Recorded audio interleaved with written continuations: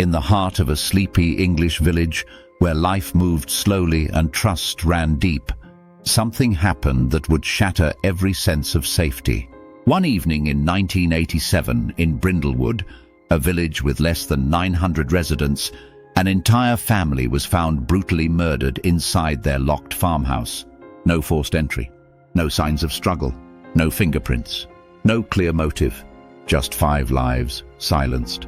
What followed was a decades-long search for answers that tested the limits of forensic science, tore a community apart, and ultimately exposed a truth more chilling than anyone could imagine.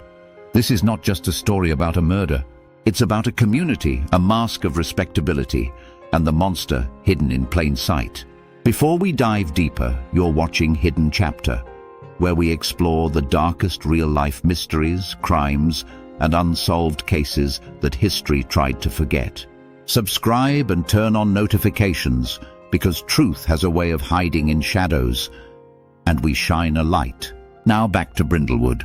It was 7:36 a.m., October the 13th, 1987.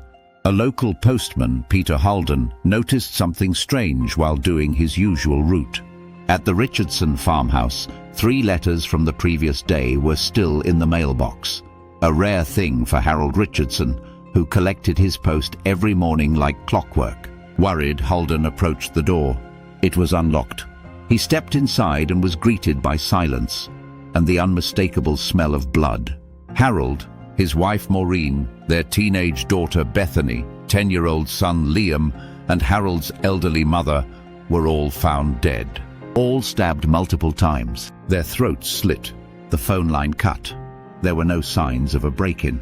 Their guard dog had not barked. And yet someone had entered and executed them all with terrifying precision. Brindlewood descended into chaos. Doors were locked for the first time in years. Theories ran wild. Had it been a robbery? A cult killing? A stranger passing through? But nothing was stolen. No valuables, no cash, not even Maureen's engagement ring still on her finger. Police questioned neighbors, friends, relatives. Dozens were polygraphed.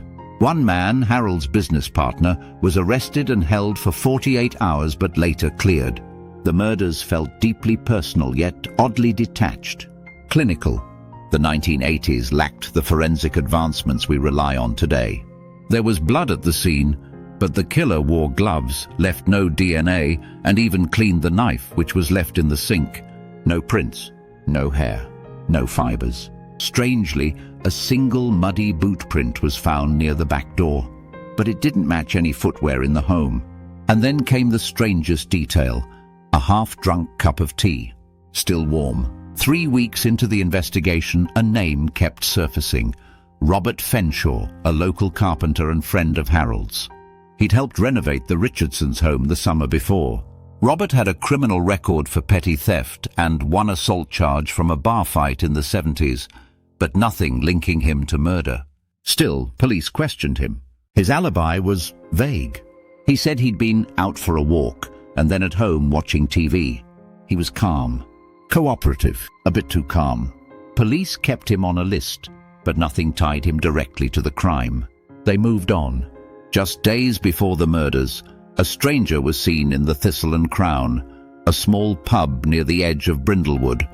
Multiple patrons later described him as off.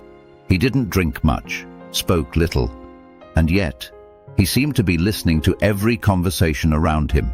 He wore an old trench coat and a wool cap pulled low, but what made people remember him was his boots.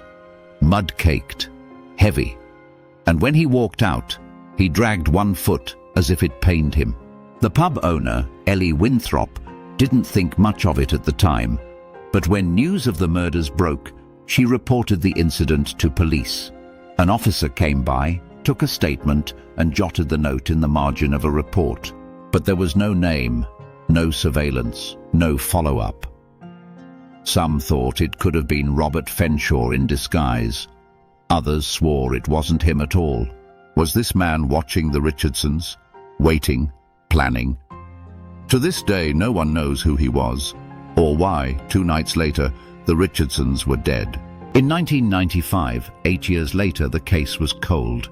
until a young constable reviewing old files stumbled across something odd: the boot print found at the scene. The print had a specific worn-out patch on the heel, unique apparently to someone who dragged their foot slightly when walking. Robert Fenshaw walked with a slight limp, but by then Robert had moved to Spain. No extradition, no DNA match, and again, no hard evidence. In 2003, Fenshaw returned to England after being diagnosed with terminal lung cancer. He lived quietly in a trailer park outside Bristol. A retired officer from Brindlewood heard about it and decided to pay him a visit, unofficially. What he found was chilling. Inside Robert's small trailer were dozens of hand-carved wooden figures. Each had a name etched into the base. 5 of them bore the names Harold, Maureen, Bethany, Liam, and Agnes, the grandmother. The officer brought it to police. Robert denied everything. "I carved them from memory," he said. "Doesn't mean I killed them." Again, no proof, no confession. He died 2 months later. In 2012, the case took a surreal turn. A local true crime author, Delia Hart, began researching the Brindlewood murders for a book. During interviews with surviving relatives, she was handed a box of old family mementos, cards, photos, and a drawing. It was done in crayon on yellowed paper, dated 1987. The signature read, "Liam R." It was simple, like most children's art. Stick figures in a row, labeled Mum, Dad, Nana, me, Bethany. And beside them, off to the side, stood a 6th figure. No name, taller, all in black. The figure's face was marked with X's. When Delia showed the drawing to a child psychologist, the interpretation was chilling. Liam may have drawn the family's killer. Someone he had seen, someone familiar enough to be included, but terrifying enough to have no name. Police re-examined the sketch, but it was too little, too late. The trail had gone cold, and the drawing now sits in an evidence box filed away, beside a knife, a boot print photo, and a name no one could ever prove. In 2006, a nurse who had cared for Robert came forward. In his final days, delirious from morphine, he mumbled a phrase that haunted her. "Didn't think the dog would be so quiet. I gave it bacon first." The Richardsons' dog had not barked, hadn't made a sound. It was a small thing. But sometimes it's the smallest things that say the most. Police closed the file unofficially. They believed Robert Fenshaw was the killer, but he was never charged, never confessed. The Richardson family's murders remain officially unsolved. But Brindlewood never forgot, and neither should we. What makes a killer? Is it anger, revenge, or simply the darkness that hides behind an ordinary face?